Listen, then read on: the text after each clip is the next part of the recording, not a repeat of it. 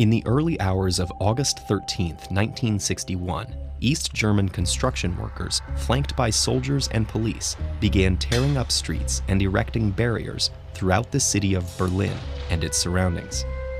This night marked the beginning of one of history's most infamous dividing lines, the Berlin Wall.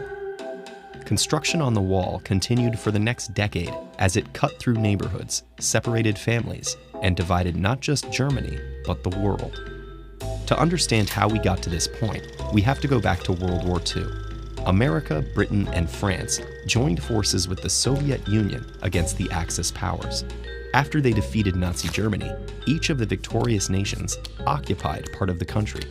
The division was meant to be temporary, but the former allies found themselves at odds over their visions for post-war Europe.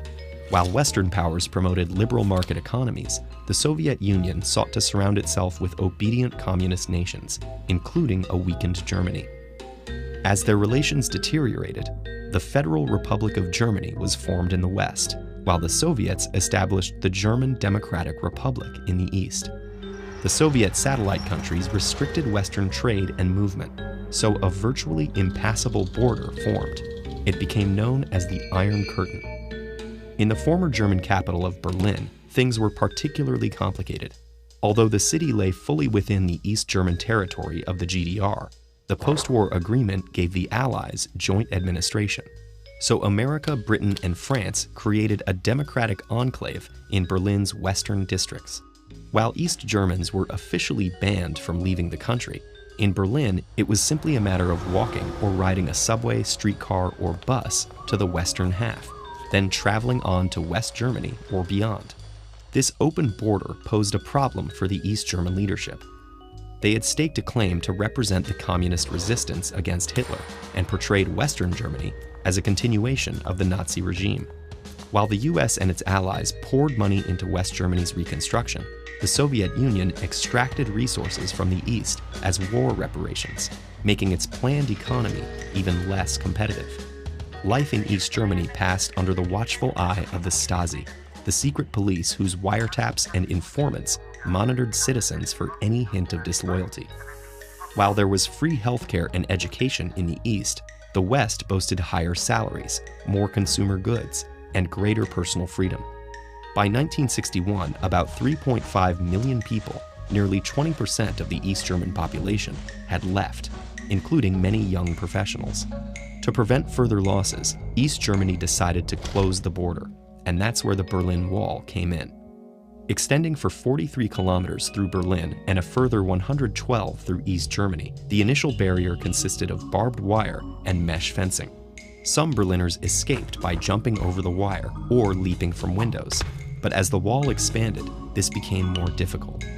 By 1965, 106 kilometers of 3.6-meter-high concrete barricades had been added, topped with a smooth pipe to prevent climbing. Over the coming years, the barrier was strengthened with spike strips, guard dogs, and even landmines, along with 302 watchtowers and 20 bunkers. A parallel fence in the rear set off a 100-meter area called the Death Strip. There, all buildings were demolished and the ground covered with sand to provide a clear line of sight for the hundreds of guards ordered to shoot anyone attempting to cross. Nevertheless, nearly 5,000 people in total managed to flee East Germany between 1961 and 1989. Some were diplomats or athletes who defected while abroad, but others were ordinary citizens who dug tunnels, swam across canals, flew hot air balloons, or even crashed a stolen tank through the wall. Yet the risk was great. Over 138 people died while attempting escape, some shot in full view of West Germans powerless to help them. The wall stabilized East Germany's economy by preventing its workforce from leaving, but tarnished its reputation, becoming a global symbol of communist repression. As part of reconciliation with the East, the Basic Treaty of 1972 recognized East Germany pragmatically, while West Germany retained its hope for eventual reunification. Although the Eastern regime gradually allowed family visits, it tried to discourage people from exercising these rights with an arduous bureaucratic process and high fees. Nonetheless, it was still overwhelmed by applications. By the end of the 1980s, the liberalization of other Eastern Bloc regimes caused mass demonstrations for free travel and demands for democracy. On the evening of November 9, 1989, East Germany tried to diffuse tension by making travel permits easier to obtain. But the announcement brought thousands of East Berliners to the border crossing points in the wall, forcing the surprised guards to open the gates immediately.